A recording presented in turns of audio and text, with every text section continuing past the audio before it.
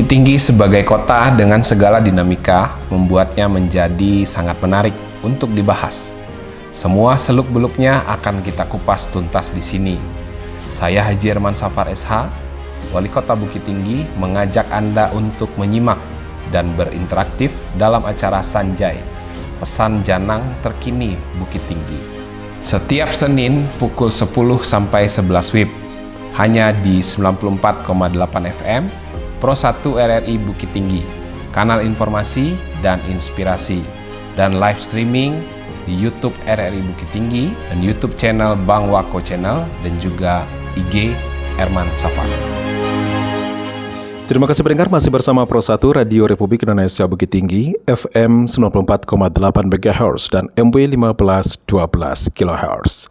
Baik pendengar, berikut kita ikuti program Sanjay langsung dari kantor Wali Kota Bukit Tinggi bersama rekan Darwita Roza.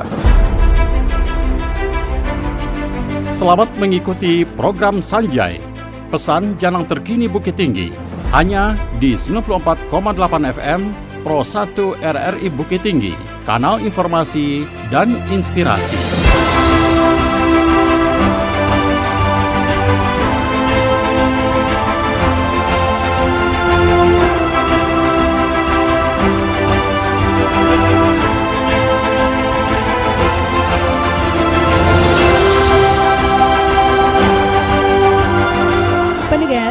Masyarakat Minangkabau tidak akan pernah terlepas dari filosofi adat Basandi Syarak Basandi Kitabullah atau yang disingkat dengan ABS SBK.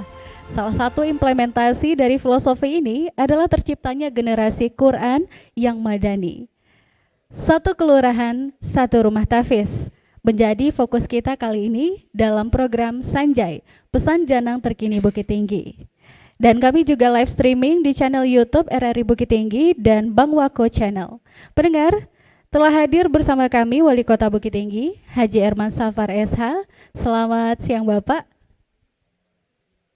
Baik, selanjutnya juga telah hadir Kabak Kesejahteraan Rakyat Setdako Bukit Tinggi, Bapak Harmezi SSTP MSI. Selamat siang Pak Harmezi. Waalaikumsalam warahmatullahi wabarakatuh. Dan di sebelah saya pendengar ada pimpinan Bukit Tinggi Quran Center, Haji Tamrin MAG Datuk Majolelo. Assalamualaikum. Iya pendengar, mungkin bagi Anda tahun kemarin pernah mendengar bahwasanya Pak Wali pernah meresmikan program satu kelurahan satu pondok tahfiz dengan Ustadz Abdul Somad. Nah, kita akan membahas ini lebih lanjut tentunya. Pak Wali, ini latar belakangnya untuk program ini apa Pak? Oke, jadi sebenarnya di Bukit Tinggi ini sudah ada pondok tahfiz. Lebih dari 30 pondok tahfiz yang ada di Kota Bukit Tinggi dibuat dan dikelola oleh masyarakat secara swadaya. Lalu kehadiran Pemko ini sebenarnya memastikan pondok tahfiz Quran ini ada di setiap perkelurahan sebarannya dan juga tidak menjadi beban dari masyarakat kehadiran dari pondok tahfiz ini. Makanya Pemko dalam hal ini berkolaborasi dengan pondok tahfiz yang ada, dengan Kemenak juga, untuk dibiayai pondok tahfiznya satu per kelurahan. Baik. Kami juga tidak membuat yang baru, karena kalau kami buat yang baru, takutnya nanti pondok tahfiz yang ada berdampak, dia tidak diminati lagi oleh masyarakat. Dan yang paling pasti tujuannya adalah supaya masyarakat yang ingin mengakses layanan pendidikan informal dalam bentuk pondok tahfiz Quran ini tidak berbayar lagi. Jadi kita backup operasionalnya, lalu masyarakat bisa menikmati ini dengan gratis. Baik, itu kan mungkin secara teknisnya Pak ya. Kalau permasalahan sosial mungkin. Oke, kita sama-sama merasakan kalau teknologi ini adalah sebuah kemajuan peradaban. Betul. Lalu anak-anak kita ini, karena mereka tidak perlu lagi berinteraksi dengan manusia, sedikit interaksinya dengan manusia dan komunikasinya, akhirnya mereka ini kekurangan pembelajaran transformasi budaya dan agama dari orang-orang yang ada di sekelilingnya. Jadi si anak-anak ini mentalnya kurang, lalu adabnya juga berkurang, lalu mereka tidak sedikit dia kenal agama tapi hanya mengenal kulitnya saja, tidak untuk dipraktekkan atau tidak untuk dipelajari dalam kehidupan sehari-hari. Iya. Ini enggak hanya di Kota Bukit Tinggi. Makanya beberapa diskusi kami di Minang ini, adat bersandi syarak bersandi kitabullah. Tapi maksiatnya juga banyak. LGBT juga nambah terus. Lalu juga kepedulian berkurang. Iya. Dan tidak terlihat karakter Minang ada di anak-anak kita itu. Ini dasarnya sebenarnya. Adat bersandi syarak bersandi kitabullah ini kita harus implementasikan, kita turunkan prinsip ini dalam bentuk program pendidikan informal, lalu pendidikan formal, lalu kegiatan-kegiatan kebudayaan, lalu kegiatan-kegiatan kepemudaan, kegiatan olahraga dan lain-lain. Itu nanti yang akan menjadi turunan dari prinsip adat bersandi syarak bersandi kitabullah. Salah satunya satu pondok tahfiz, satu kelurahan ini, harapannya anak-anak kami, anak-anak Kota Bukit Tinggi ini, dia menjadi hafal Quran. Di SD, di tingkat SD dan SMP mereka sudah hafiz Quran. Karena nanti setelah mereka usia 20 tahun atau dewasa, begitu dia mau merantau, lalu mau jadi seseorang, mau jadi apakah itu, mau jadi wali kota, jadi gubernur, jadi presiden, jadi pilot, jadi jadi macam-macam, mereka landasannya kuat. Kalaupun tersesat, ada juga yang tersesat, orang Minang. Kalaupun dia tersesat, dia tahu jalan pulang. Begitu. Nah, selanjutnya Pak Tamrin. Pak Tamrin, kalau untuk sekarang di rumah tahfiz yang ada tepatnya di Mandiangin ya Pak ya, Bukit Tinggi Quran Center, itu anak-anak gimana sekarang Pak? Menikmati kah? Bukit Tinggi Quran Center baru berdiri lebih kurang 2 tahun dengan 2 target jangka panjang dan jangka pendek. Jangka panjangnya adalah menjemput kembali ketertinggalan kita yang sebetulnya tentang adat basandi syarak basandi kitabullah. Karena itu prinsipnya adat basandi syarak basandi kitabullah itu hakikatnya kan adalah agama Islam. Agama Islam itu dasarnya adalah Al-Quran.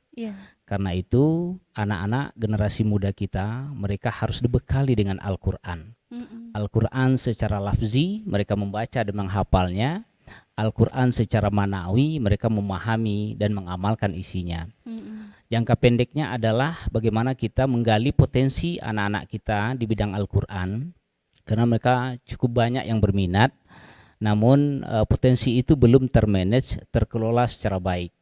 Lalu kita bukalah Bukit Tinggi Quran Center ini dengan kawan-kawan. Dalam waktu jangka yang sangat pendek, dalam jangka 2 tahun, alhamdulillah kita lihat perkembangannya cukup menggembirakan. Di kota kecil Bukit Tinggi sudah ada lebih kurang Pak 35 rumah tahfiz. Kita itu yang sudah di mungkin yang ke-20-annya. Dan anak-anak sekarang sudah berjumlah lebih kurang 99 orang.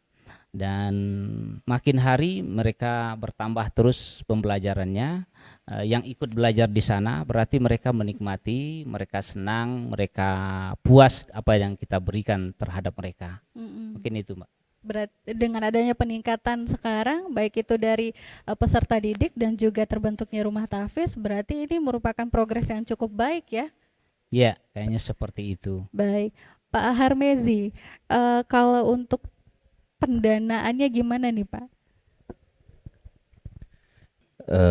Berkaitan dengan rumah tahfiz yang seperti yang disampaikan oleh Pak Wali tadi, yang sebarannya itu harus merata di seluruh kelurahan, ini sebetulnya akan merupakan sebuah jawaban terhadap visi misi kepala daerah yang dituangkan di dalam RPJM, menjadikan Bukit Tinggi hebat yang berlandaskan adat basani syarak basani kitabullah. Nah, jadi adat basani syarak basani kitabullah ini merupakan roh dari RPJM yang sudah ditetapkan bersama dengan DPRD di awal pemerintahan pasangan kepala daerah yang hasil pilkada yang kemarin. Cuman yang jadi persoalannya adalah bahwasanya kepala daerah yang hari ini terpilih, mereka harus dipaksa melaksanakan pencapaian RPJM itu sebelum masa jabatan mereka habis. Nah, jadi yang sebetulnya untuk 24 kelurahan yang ada di Bukit Tinggi ini, targetnya itu untuk persebaran rumah tahfiz itu harus idealnya itu kan dicapai dalam waktu 5 tahun. Tapi karena memang masa jabatan seperti yang disampaikan tadi dipaksa harus menyelesaikan sebelum target masa jabatannya itu habis. Jadi alhamdulillah di 2 tahun awal kepemimpinan kepala daerah sekarang ini sudah bisa menyelesaikan pendirian rumah tahfiz di 24 kelurahan dengan difasilitasi dari dana APBD. Nah, jadi berkaitan dengan masalah dana APBD yang dialokasikan untuk di rumah tahfiz ini memang variatif, tapi berkisaran antara 200 sampai 250 juta per masing-masing kelurahan. Berbeda Nah, ya Pak ya? ya berbeda, ada yang sesuai dengan kebutuhan dari masing-masing rumah tahfiz ini, dan ini semuanya sudah dialokasikan di seluruh kelurahan. Tahun kemarin sebanyak 12 rumah tahfiz yang kelurahan yang kita difasilitasi dari dana APBD. Kemudian yang tahun ini juga difasilitasi untuk 12 kelurahan lagi. Nah, alhamdulillah ini capaian visi untuk di bidang rumah tahfiz ini sudah terjawab 100%. Gini. Baik, Pak Wali, kalau untuk tahun kemarin itu sudah ada 12. Untuk tahun ini progresnya juga sudah mulai terlihat. Kira-kira Pak Wali, apa yang menjadi evaluasi? Karena ini sudah 1 tahun berjalan ya Pak, untuk kedepannya. Silakan Pak Wali. Yang jadi catatan kami sebenarnya instrumen pembiayaan yang diberikan oleh Pemko ini tidak bisa dilakukan setiap tahun dengan pola yang sama. Alhasil ada sedikit selama masa transformasi ini ada sedikit problem lah di masalah kesejahteraan si pengajar. Tapi itu juga sudah dibantu oleh Kesra. Di Kesra ini kan seluruh pondok tahfiz yang ada di Kota Bukit Tinggi dan guru mengaji di MDA semua kan dibayar juga honornya. Cuman tidak cukup begitu. Karena tidak cukup itulah pondok tahfiz yang ada memungut, ada juga yang memungut meminta iuran sukarela lah semacam itu ke murid-murid untuk membantu operasional, ya kan? Tapi dengan adanya program ini itu tidak lagi dilakukan, tidak lagi dilakukan. Tapi yang belum terjangkau oleh pemerintah masih ada juga semacam infak atau sedekah yang dipungut ke siswa-siswa untuk membantu operasional pondok tahfiz ini. Tapi pada prinsipnya semua sudah berjalan dengan baik. Cuman bagaimana keberadaan pondok tahfiz ini bisa berperan besar di tengah kelurahan. Kalau hari ini hanya 10% dari total anak-anak yang ikut dalam pendidikan informal ini, harapan kita adalah 60%, 50% dari total anak-anak di usia yang harusnya belajar Quran ini, hafal Quran ini, dia harus bisa mencapai angka itu dalam tempo misalkan ini kita 2 tahun ya, ini 2 tahun berjalan, kita nggak kasih target soal itu ke pondok tahfiz karena belum kami kasih target. Tapi tahun depan kami sudah bicara soal angka, kita bicara soal segini populasi anak-anak, sekarang anak SD itu kan ada jumlah 15.000 ya. Iya. SMP ada 12.000 jiwa. Jadi ada 27.000 jiwa anak-anak hari ini. Pondok Tahfiz Quran yang ada di Kota Bukit Tinggi ini, dia mampu mengajarkan Quran ke berapa persen total anak di Kota Bukit Tinggi. Ini yang akan jadi evaluasi khusus di tahun ini. Kami akan minta data, dan bagi Pondok Tahfiz yang memang bermitra dengan pemerintah, dibiayai oleh pemerintah, kami buatkan target-target berdasarkan letak si Pondok Tahfiz ini di kelurahan itu. Baik, baik. Ini kan satu kelurahan, satu rumah tahfiz, Pak Wali. Upaya apa yang Bapak lakukan ini bisa terwujudnya program ini? Sebenarnya kolaborasi aja, kolaborasi dengan masyarakat. Kita ini kan kota Islami juga dari dulu. Enggak Air Masapar juga ini kota Islami. Iya. Jadi Pondok Tahfiz ini yang biasanya dikelola oleh masyarakat, lalu kami ajak untuk berkolaborasi. Berkolaborasi dalam hal kami biayai, lalu kita buatkan standarnya, gurunya harus seperti ini, dia harus punya ilmu sampai segini, baru bisa boleh mengajar, lalu apa yang diajarkan, lalu standar kesejahteraan yang kami berikan segini, standar ruangan dan segala macam harus seperti ini. Kalau oke, kita kerjasama. Kalau tidak, kami cari dulu yang lain, yang mau, yang existing ya, existing Pondok Tahfiz yang ada. Kalau tidak ada memang di satu kelurahan itu memang kami harus buat. Tapi faktanya sekarang di seluruh kelurahan itu ada Pondok Tahfiz Quran. Jadi itu saja yang kami kolaborasikan. Begitu. Sebagai salah satu program prioritas ini Pak Wali, apakah sudah 100% rasanya? Sudah. Program prioritas Pemko, janji kampanye sudah 100% saya realisasikan. Untuk bidang keagamaan? Seluruh bidang. Baik. Gak ada lagi sisanya. Pak Tamrin pernah mendapatkan dana yang dihibahkan oleh Pemko ya Pak ya? Ya, Ini kapan Pak terakhir dapat Pak? dapat baru satu kali tahun 2022 kemarin, Berapa Pak? 200 juta. 200 juta. Ya. Itu kemana aja pembagiannya Pak? Pembagiannya item-itemnya cukup banyak. Item besarnya mungkin gaji guru. Gaji guru itu cuma 3 bulan karena waktu itu cairnya sudah di akhir-akhir tahun. Yang lainnya adalah untuk sarana dan prasarana. Ya, diantaranya ada kami beli laptop, beli komputer, beli HP untuk operasional di kantor, kemudian pelang merek ya dan lain-lainnya, perbaikan tempat, alat-alat tulis, pokoknya kebutuhan meja, ya, baju seragam santri, baju seragam guru. Kesanalah kami pergunakan dana hibah yang 200 itu. Karena dapatnya akhir tahun, sayangnya cuma 3 bulan gaji Yang guru boleh, ya iya. Pak ya. Ya, Kalau berarti nggak bisa diserapkan untuk tahun berjalan Pak, untuk tahun depannya. kita sebetulnya di awalnya berharap begitu, ya kan, bisa dibayarkan bulan-bulan sebelumnya, misalnya dari bulan Januari tahun yang bersangkutan, bulan Februari. Tapi kata aturan, kata Pak Camat, kawan-kawan yang menyalurkan di kecamatan, tidak bisa. Bisa terhitungnya setelah dana itu masuk ke rekening. Nah, jadi makanya hanya bisa waktu itu 3 bulan saja dibayarkan untuk gaji gurunya. Iya, yang penting sesuai dengan aturan ya Pak ya. Dan itu kita mengikuti aturan yang ada. Itu. Itu harus habis ya Pak ya. Iya, harus habis 30 Desember, tidak boleh bersisa. Oke. Kalau bersisa dikembalikan lagi ke negara. Memang satu persoalan juga, ya kan. Padahal tahun kedua kita tidak boleh dapat lagi. Tapi kalau boleh dihemat, ditabungkan dulu untuk tahun berikutnya, bagus juga sebetulnya. Seandainya ya Pak ya, seandainya bisa gitu ya Pak. Iya. Baik, ini berarti nunggu giliran berikutnya BKC dapat dana hibah kayaknya nih Pak Wali. Mudah-mudahan. Mudah-mudahan. Amin.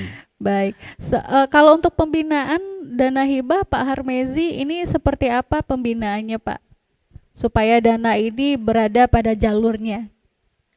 Ya, berkaitan dengan masalah dana hibah itu kan ada mekanisme tersendiri, mulai dari tahap pengusulan, pembahasan di TAPD dan juga sampai kepada merealisasikan di si penerima hibah.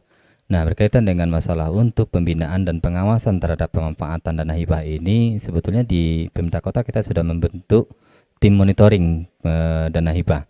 Iya. Dan karena memang dana hibah untuk rumah tapis ini ada di kecamatan, dan tentunya monitoring terhadap pemanfaatan dana hibah ini ada di masing-masing kecamatan sudah dilaksanakan. Dan mudah-mudahan dan tentunya kita berharap apa yang disampaikan oleh Pak dari BKC tadi, kita sepakat bahwasanya memang dana hibah itu memang harus habis dalam tahun anggaran berjalan. Iya. Jadi kalau seandainya untuk ditabung untuk tahun depan tentu sudah menggunakan anggaran yang berbeda Baru, lagi. ya. Nah, cuman memang yang menjadi kendala persoalan masalah pengalokasian dana hibah ini di aturan kita memang tidak membenarkan tiap tahun berturut-turut, kecuali yang bisa tiap tahun berturut-turut itu hanya untuk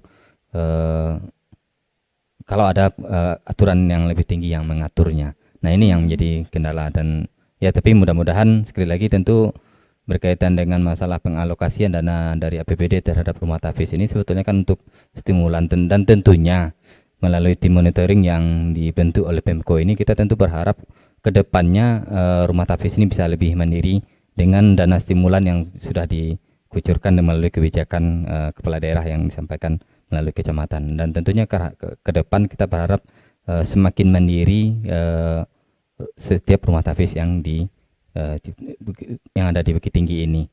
Nah, dan tentu juga kita juga tidak menutup kemungkinan kalau seandainya di tahun-tahun yang akan datang, kalau seandainya kemampuan keuangan daerah dan tentunya dengan kebijakan Pak Wali, kalau seandainya memang masih bisa kita mengalokasikan di tahun berikutnya, tentu ini akan menjadi prioritas lagi.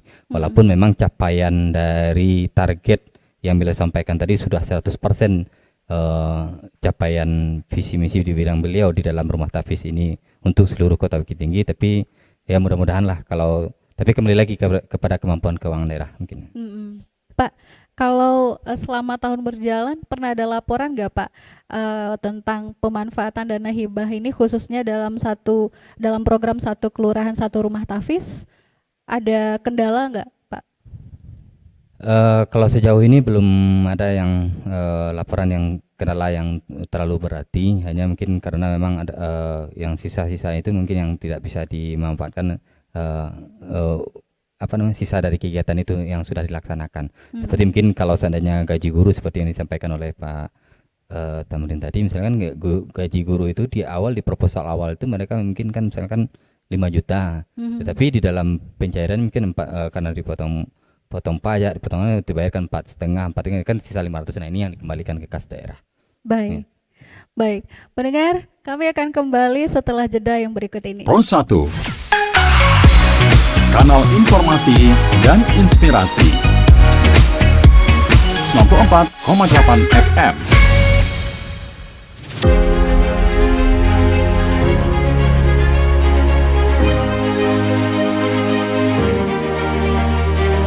Bukit Tinggi sebagai kota dengan segala dinamika membuatnya menjadi sangat menarik untuk dibahas. Semua seluk-beluknya akan kita kupas tuntas di sini. Saya Haji Herman Safar SH, Wali Kota Bukit Tinggi, mengajak Anda untuk menyimak dan berinteraktif dalam acara Sanjay, pesan Janang terkini Bukit Tinggi. Setiap Senin pukul 10 sampai 11 WIB, hanya di 94,8 FM, Pro 1 RRI Bukit Tinggi, kanal informasi dan inspirasi, dan live streaming di YouTube RRI Bukit Tinggi dan YouTube channel Bang Wako Channel dan juga IG Herman Safar.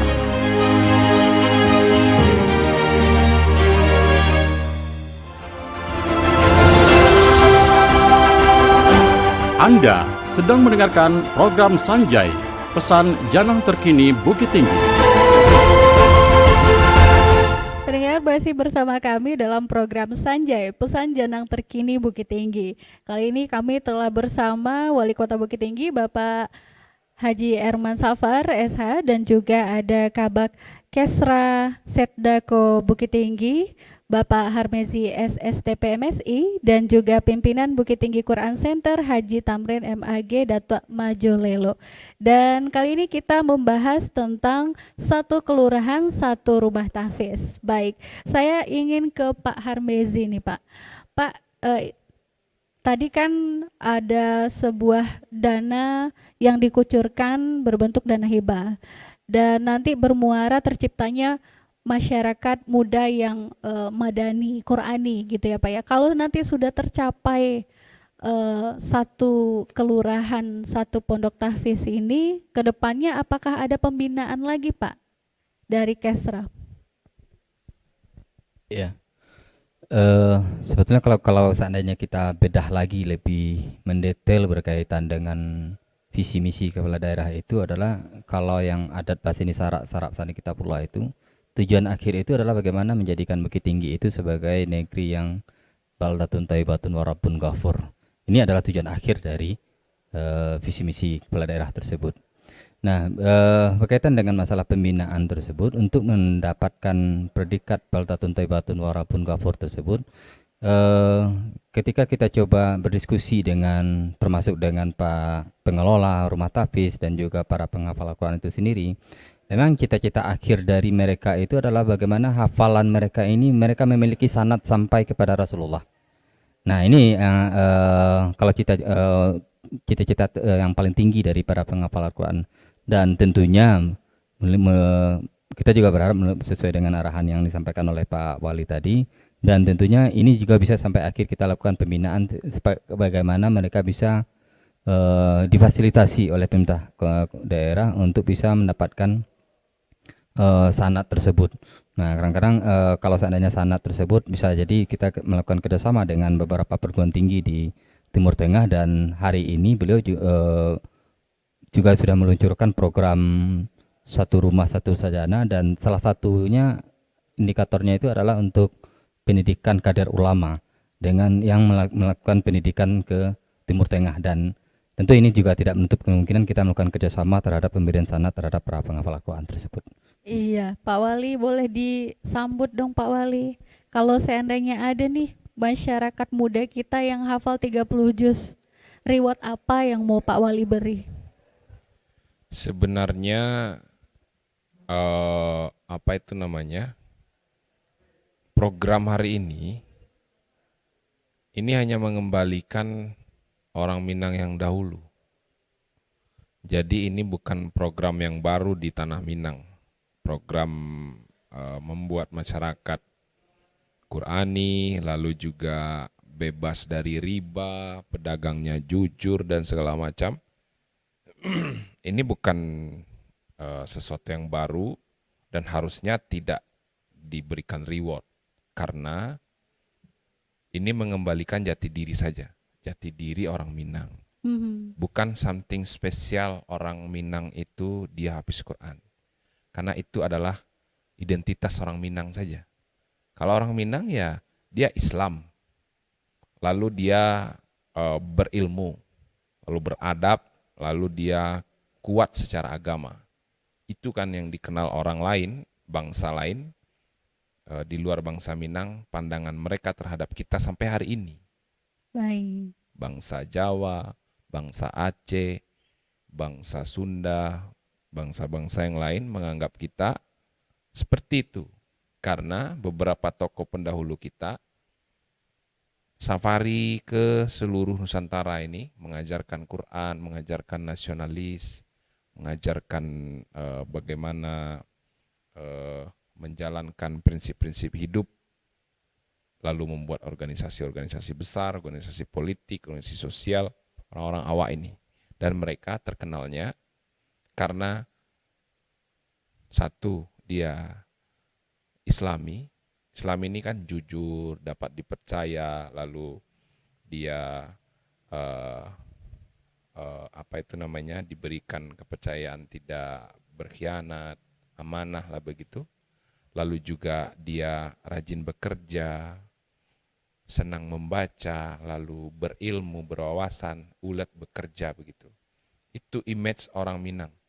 Makanya orang-orang Minang di Pulau Jawa, kita merantau ke sana, terbuka pintu oleh bangsa lain untuk masyarakat Minang secara personal. Makanya kita ini diberikan ruang oleh orang lain. Kamu jadi ini, kamu boleh jadi ini, kamu boleh jadi ini. Begitu. Nah, kita sekarang sedang mengembalikan itu. Mengembalikan jati diri orang Minang yang mestinya tidak dapat reward. Justru kalau tidak dikembalikan, kita dapat punishment lah, seperti itu. Nah, kita ini sedang mengembalikan jati diri. Dan ini bukan hanya satu dari total orang sekota Bukit Tinggi, habis 30 juz, tidak seperti itu. Cuman kami memang untuk dalam rangka menyemangati dalam mengembalikan jati diri ini, ada memang reward saya sengaja datang, begitu wisuda. Wisuda saya datang, saya kasih hadiah, saya kasih hadiah, saya secara pribadi, kadang saya kasih uang langsung ke mereka, saya ucapkan terima kasih kepada orang tua dan pondok tahfiznya. Itu saja sebenarnya. Lalu bagaimana mempertahankan? Itu sudah, pemerintah itu hanya bisa lewat instrumen. Instrumen, misalkan instrumen pendidikan informal seperti ini. Lepas daripada itu susah, nggak bisa lagi. Hafalan dia tadi, nggak bisa lagi kami jaga setelah dia keluar dari pondok tahfiz Quran. Mungkin lewat sekolah mungkin bisa. Setelah itu kalau misalkan dia masuk SMP, SD gitu. Nah, itu bisa kami jaga di sana.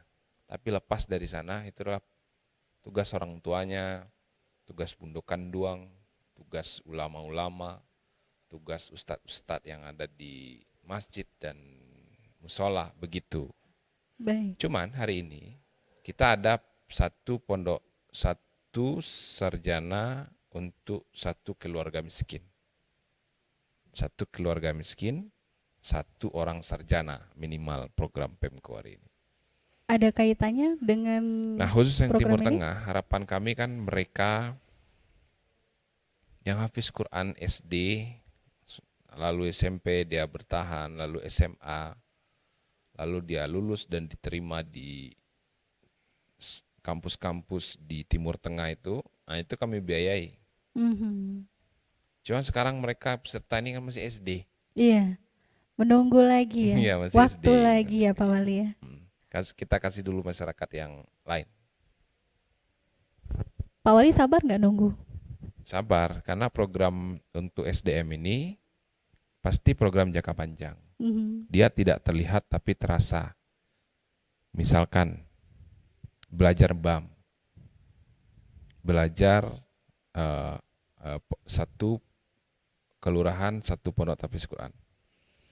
Ini tidak terlihat memang, tapi di rumah mulai terasa oleh orang tua, mulai terasa oleh guru, anak-anak mulai beradab. Tadinya petantang petenteng jalan di depan nenek mama, depan orang tuanya, orang yang lebih besar daripada dia. Sekarang dia lebih sopan, dia lebih permisi Pak, atau lewat di belakang orang, begitu. Hari ini mulai terasa. Cuman kalau efeknya, goalnya, mereka ini menjadi karakter kepemimpinan Minang yang kita tanamkan mulai dari SD ini akan berasa setelah mereka nanti di usia produktif, di usia 20, 21.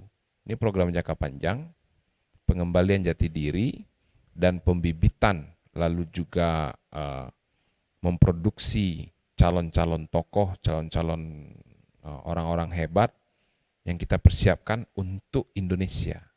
Begitu. Baik, sepertinya nanti hasilnya akan Pak Wali petik ketika rambut sudah memutih ya Pak ya. Oh iya, rambut sudah memutih atau nyawa sudah tidak ada.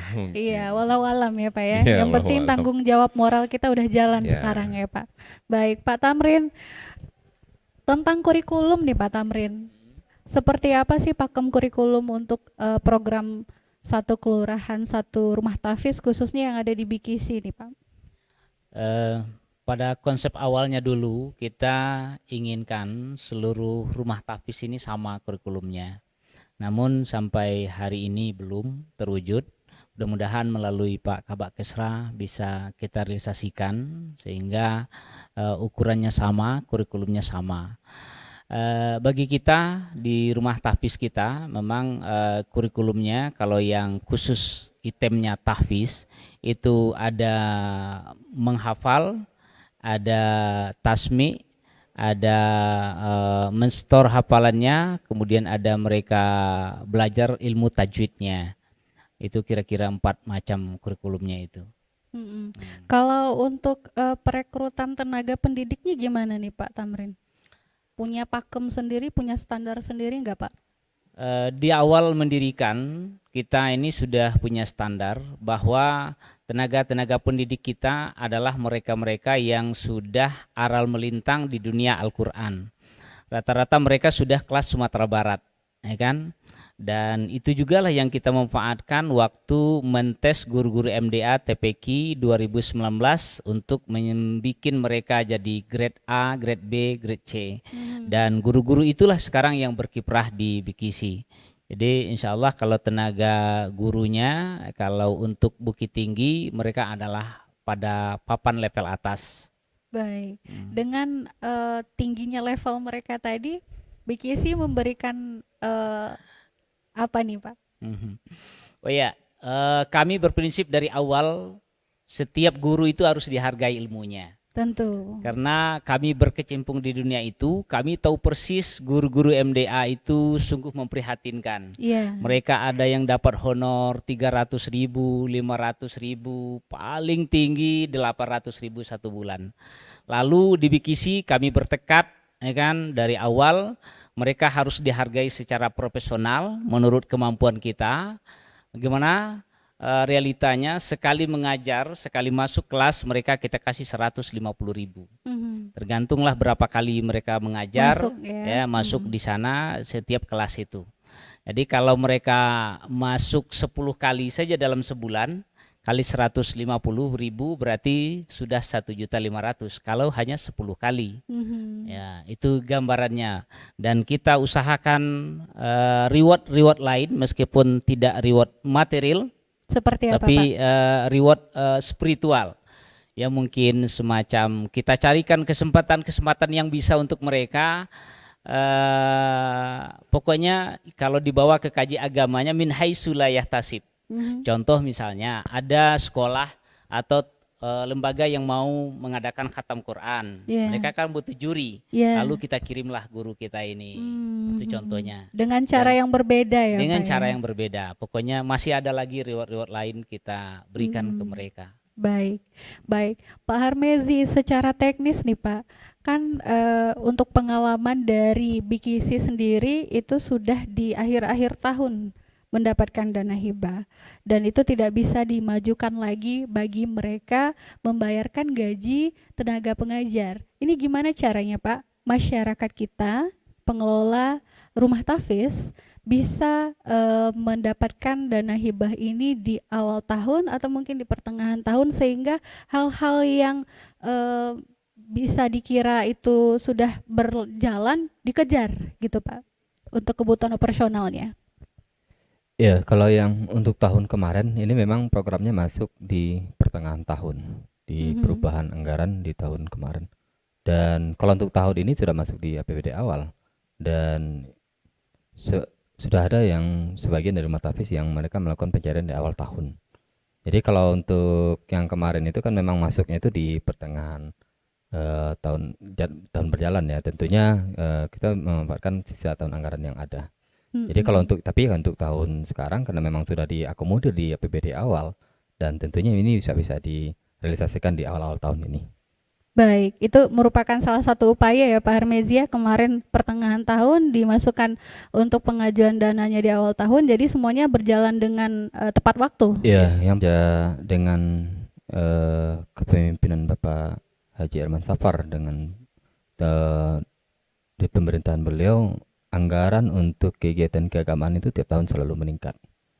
Kalau yang tahun ini kita sudah mengalokasikan anggaran hibah untuk lembaga keagamaan dan termasuk dengan masjid itu anggarannya lebih kurang sekitar 14,3 miliar yang kita anggarkan untuk seluruh masjid dan itu belum termasuk lagi kegiatan-kegiatan insidental yang kita laksanakan di kegiatan safari Ramadan. Dan kemudian yang untuk guru MDA juga kita fasilitasi sesuai tadi sudah disinggung oleh Pak Tamrin, ada kisaran mulai dari 800.000, 1 juta sampai 1,5 sesuai dengan grade mereka masing-masing untuk dijadikan sebagai tambahan penghasilan bagi para guru MDA dan TPA yang ada di Bukit Tinggi. Bunyinya memang tambahan penghasilan, tetapi seperti yang beliau sampaikan tadi, kalau honor dari sekolah mereka itu kan rata-rata ada yang memang cukup sangat memperhatikan, ada yang 200.000, ada yang 300.000, tapi kalau yang kita fasilitasi dari dana Pemko itu jauh lebih besar dari yang mereka terima, ada 800.000 sampai tergantung dengan grade mereka masing-masing. Grade-nya itu yang tertinggi itu yang di angka 1.500.000. Kemudian di samping itu juga sesuai dengan instruksi Presiden, di tahun kemarin juga di tahun anggaran perubahan tahun 2022 kemarin dan hari ini juga tetap berlanjut, seluruh guru MDA TPA Kota Bukit Tinggi ini sudah kita fasilitasi dengan JKN dan JKK jam sosteknya itu dibayarkan dari APBD. Nah, itu seluruh guru MDA dan TPA yang ada di Bukit Tinggi. Nah, tentunya kita tidak menafikan bahwasanya guru-guru ini mereka sebagian besar para ibu-ibu dan bapak-bapak ini mereka kan rata-rata kan datang ke sekolah itu mereka bawa motor, dan tentu ini sangat rawan. Nah, tapi dengan kita mengasuransikan mereka untuk dengan program JKK dan JKM yang seperti yang diarahkan oleh Pak Wali tadi, dan tentunya ini mudah-mudahan bisa memberikan lebih manfaat yang lebih kepada guru MDA dan TPA. Walaupun memang yang difasilitasi dengan JKK dan JKM ini tidak hanya guru MDA TPA, kon kabarnya juga RT RW sudah ya Pak ya, RT RW, dan juga tentu targetnya akan lebih banyak lagi penerima manfaat terhadap JKK dan JKM ini yang diberikan oleh pemerintah Kota Bukit Tinggi. Termasuk penerima manfaat ini dari guru-guru yang ada di satu kelurahan, satu rumah tahfiz ini Pak? Ya, ke depan kita menargetkan untuk masing-masing rumah tahfiz ini juga bisa kita fasilitasi di melalui dana APBD. Tapi tentu lagi kunci keywordnya itu adalah kemampuan keuangan daerah. Baik, itu akan dimasukkan untuk anggaran tahun depan, begitu ya, Pak? Kita akan tetap berupaya untuk memasukkan itu di tahun anggaran depan. Pendengar kami live streaming di channel YouTube RRI Bukit Tinggi dan tentunya di channel Bang Wako Channel. Pendengar, untuk program satu kelurahan, satu pondok tahfiz ini merupakan salah satu dari program utama dari pemerintah Kota Bukit Tinggi. Pak Wali, selain program ini untuk bidang keagamaan, program yang unggulan apalagi ya Pak? Kalau program unggulan ya, khusus bidang keagamaan aja Pak. Kami memasukkan di setiap SD, SMP di seluruh Kota Bukit Tinggi, negeri dan swasta, ada penambahan jam pelajaran untuk mempelajari 4 tambahan mata pelajaran di bidang agama. Yang pertama belajar fikih dasar, sejarah Islam, bahasa Arab, dan akidah akhlak. Ini seluruh sekolah. Dari SD negeri kelas 1 sampai kelas 6 dan SMP kelas 7 sampai kelas 9. Itu khusus SD negeri saja atau swasta juga Pak? SD negeri dan seluruh negeri dan swasta. SD swasta kebetulan di Bukit Tinggi ini SD Islam, SDIT. Nah, jadi mereka sudah lebih awal ya. Cuman kami juga apresiasi kepada SD Saverius, mereka ikut juga dengan program ini. Mereka juga ikut dalam program Pemko ini. Baik, berbicara tentang tadi Bapak menyinggung SD Saverius ya Pak ya. Bukit Tinggi kan beragam, kita punya keanekaragaman dari sudut pandang budaya, agama ya Pak ya. Dari program Pemko sendiri, ini apa yang Bapak tunjang untuk agama-agama lain Pak? Kalau agama yang lain, mereka belajar agama masing-masing. Betul, tentu. Kami tidak memaksakan belajar agama kita gitu. Agama Islam harus dipelajari oleh orang yang non-Islam misalkan. Tidak ada seperti itu. Cuman khusus untuk BAM, seluruh orang yang ada di Bukit Tinggi ini harus belajar BAM. Karena budaya alam Minangkabau ini harus dikenali oleh mereka yang mungkin bukan orang Minang, tapi mereka harus tahu untuk mengenali. Jadi dia bisa menyesuaikan diri karena dia tinggal di sini. Takutnya kalau tidak mengenali budaya alam Minangkabau ini, mereka bersinggungan dan berinteraksi dengan masyarakat Minang, takutnya ada kejadian-kejadian yang tidak kita inginkan atau bisa menimbulkan masalah suku, agama, dan ras ini. Nah, makanya BAM, seluruh orang wajib belajar BAM di sini. Mau orang Minang, mau orang Sunda, mau orang Jawa, mau orang Batak, mau orang Nias, semuanya wajib. Baik, baik. Pak Tamrin, untuk proses dalam belajar mengajar di BKC sendiri itu apakah ada dipungut biaya, Pak? Untuk yang kelas reguler itu mereka kita gratiskan. Tinggal lagi semangat mereka mau belajar apa tidak. Baik. Nah, itu. Tapi tentu supaya ada ikatan emosionalnya, kita himbau juga agar mereka berinfak. Dan itu tidak kita tetapkan dan tidak kita wajibkan. Kalaupun tidak ada infak dan sedekah? Tidak ada persoalan. Yang Tidak penting ada persoalan. asal mereka mau belajar. Bahkan berbagai program kita lakukan, kita sebar ke masyarakat. Manfaatkanlah BKC ini untuk belajar apa saja, asalkan temanya Al-Quran, mau tahfiz, mau tilawah, mau azan, mau khutbah, mau kaligrafi, silakan belajar di sini. Kami siap menyediakan gurunya dengan belajar gratis. Gitu. Baik. Kalau untuk menyamakan satu pendapat nih Pak Wali, apakah ada pertemuan-pertemuan yang dilakukan oleh Pemko untuk menjembatani satu kelurahan, satu rumah tahfiz bisa menjadi satu suara nantinya? Oke, keinginan kita memang ada satu standar ya. Satu standar seluruh pondok tahfiz yang berkolaborasi dengan Pemko ini dia sama. Baik dari materi ajarnya, standar atau kriteria gurunya, lalu standar program di pondok tahfiznya itu, dan standar kesejahteraan. Pengennya seperti itu.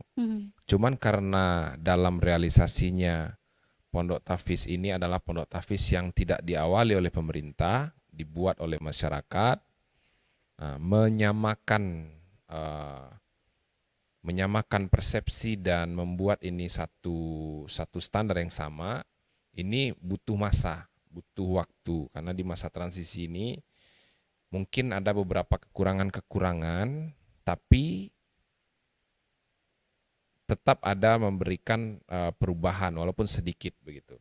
Tapi pada intinya nanti di kemudian hari kita buatkan schedule time untuk kapan ini bisa terrealisasi satu standar gitu di seluruh pondok tahfiz ini. Kita buatkan misalnya apakah bisa dalam 5 tahun, apakah bisa dalam 10 tahun, karena kan dalam cara menghafal Quran ini ada beberapa cara yang dipahami oleh guru-guru ini. Ada yang menganggap pola ini lebih cepat diserap oleh masyarakat. Kalau pola ini lambat, ini susah. Ini perbedaan mazhab di antara mereka ini yang membuat sensitif dan tidak bisa dilebur begitu saja. Karena ini soal agama, soal pemahaman. Jadi sekarang ini kami masuk ke operasionalnya saja. Tidak masuk ke wilayah. Selama ini sesuai dengan akidah Islam, ya jalan gitu. Kalau ada kendala, curhat. Tapi kalau pola, program, dan macam-macam, kami berharap juga bisa sama seperti BKC. Orang bisa belajar kaligrafi, ada program tilawah, ada program belajar azan, dan memproduksi anak-anak calon untuk yang berkompetisi di MTQ nasional, provinsi, bahkan internasional, dipersiapkan di masing-masing Baik. Pengennya seperti itu programnya, lebih Baik. luas lagi. Baik, yang penting bagaimana caranya Pemko Bukit Tinggi mensupport supaya adanya bibit-bibit baru yang berkibar di dunia keagamaan khususnya Islam gitu ya Pak ya. Salah satunya, tapi program utamanya adalah mengembalikan jati diri bangsa Minang. Baik, terakhir kita mau satu statement Pak untuk program satu kelurahan, satu pondok tahfiz ini, mungkin dimulai dari Pak Tamrin, silakan Pak. Terima kasih kami dari masyarakat yang telah mendirikan rumah tahfiz ini dan telah diperhatikan oleh Pemko Bukit Tinggi. Tentu namanya perhatian dari masyarakat, berharap perhatian ini tidak hanya perhatian sesaat, tetapi adalah perhatian yang terus-menerus, perhatian yang berkesinambungan dengan berbagai cara, dengan berbagai kiat dan fasilitas yang dimungkinkan untuk rumah-rumah tahfiz yang ada di Kota Bukit Tinggi ini. Baik, terima kasih Pak Tamrin. Pak Harmezi, silakan. Ya, kalau untuk berkaitan dengan penghafal Al-Quran, sebetulnya tidak hanya menjadi tanggung jawab bagi anak-anak yang ada di Bukit Tinggi saja, tetapi juga para orang tua juga memiliki kewajiban hal yang sama untuk menghafal Al-Quran. Dan tentunya melalui kesempatan ini kami berharap anak-anak ini di samping store-nya di gurunya di lembaga BKC, juga store-nya kepada ayah bundanya di rumah, supaya ayah bundanya juga ikut menghafal Al-Quran. Nah, tentunya ini yang tujuan akhir dari Baldatun Thayyibatun Warabun Ghafur ini bisa tercapai. Kalau di seluruh kelurahan Bukit Tinggi ini semua menggemakan hafal Al-Quran, yakin cita-cita itu bisa tercapai. Mungkin itu. Baik, Pamungkas nih Pak Wali, silakan Pak Wali. Kami pemerintah sedang memikirkan apa regulasi yang bisa mempermanenkan program keumatan yang ada di pemerintah hari ini. Karena kami mengacak ke beberapa daerah yang program-program itu lahir karena janji kampanye. Begitu dia sudah habis periodenya, itu dihabisi oleh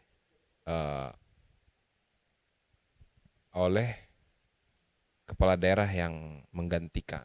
Taruhlah itu misalkan, ya kalau alhamdulillah menang 2 periode kan. Menang 2 periode 10 tahun. Lepas itu kan tidak bisa lagi 3 periode. Nah, bagaimana program-program ini bisa terlindungi dia? Ini kan jelas manfaatnya. Macam tabungan Usman, lalu pondok tahfiz satu kelurahan, satu ini, lalu anak-anak SMA dibiayai, lalu kurikulum masuk ke SD dan SMP negeri sekota Bukit Tinggi, kurikulum agama dan BAM. Ini kan melekat dengan Herman Safar. Jadi beberapa politisi pandangan terhadap program yang melekat kepada personal politisi juga, itu memang ada sedikit semacam sentimen seperti itu. Nah, ini yang kami sedang buat. Saya juga pernah diskusi dengan Ustadz Abdul Somad waktu saya mengunjungi rumah beliau. Haji, gimana caranya program keumatan ini lepas dari unsur politik dan kamu bisa mempermanenkan program keumatan ini di Kota Bukit Tinggi. Begitu, itu yang sedang kami pikirkan. Nah, ini yang closing statement saya, ya mohon doa saja biar ada ilham turun ke kepala saya atau kepala kawan-kawan di pemerintahan ini.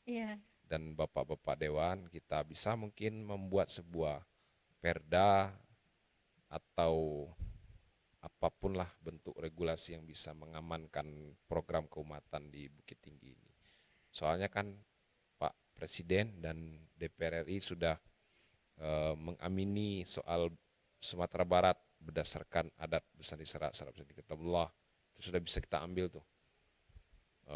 Peraturan yang baru lahir di tahun kemarin bisa turunkan lewat perdanya, lalu kita kunci program-program ini lewat perda begitu. Baik, semoga berlanjut ya Pak ya. Ini masalah umat soalnya ya Pak ya. Amin, amin insya Allah. Baik, pendengar, terima kasih atas kebersamaan Anda. Saya Darwita Roza, mewakili kerabat kerja yang bertugas, mengucapkan selamat menjalankan ibadah puasa. Selamat siang dan sampai jumpa.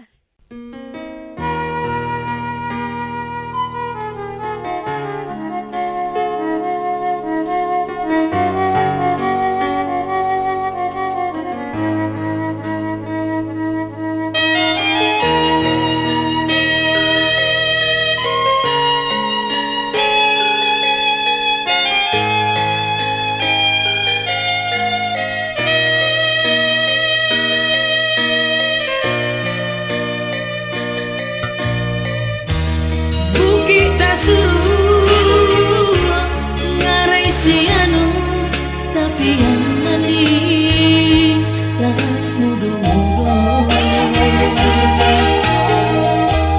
Tagak jam gadang di tengah kota sampai bagurau menjalang sanjo,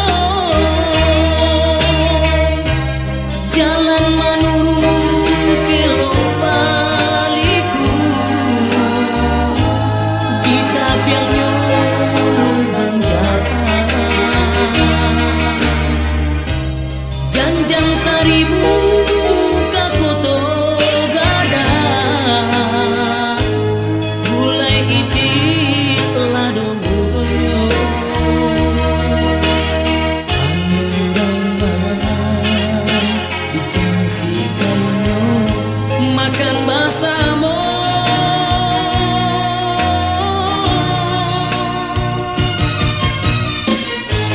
Nasi kapau di pasaliran, mendapat kalian di kampung Cina, lamang tapai juang piang tadi di pasar tekaru puasanya. Dia teh janjang ampe punya, rami urang marsa cincin, naya pendi di sulungnya, menambah sumara bukit tinggi.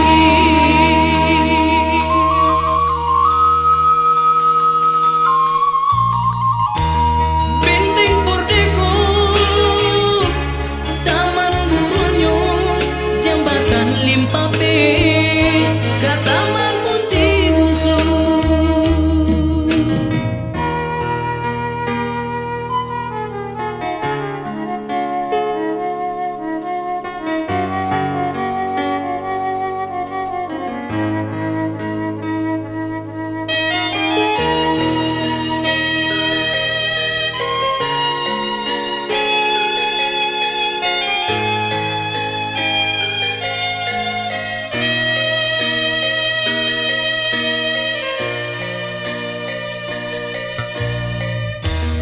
Bukit tak suruh ngarai si anu, tapi yang mandi lah mudo-mudo.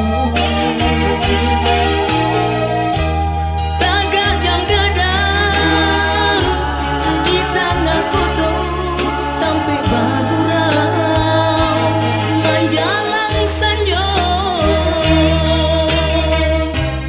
jalan menurun ke lopaliku, kita biang nyulung banjakan, janjang seribu kakoto gada, mulai itik lado budoyo, panuramban ijang si kainyo makan basamo.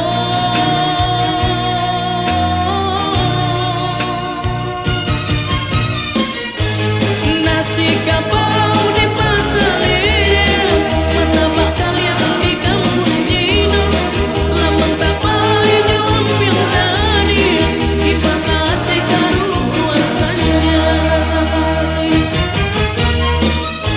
Dia teh janjang ampe punya, rami urang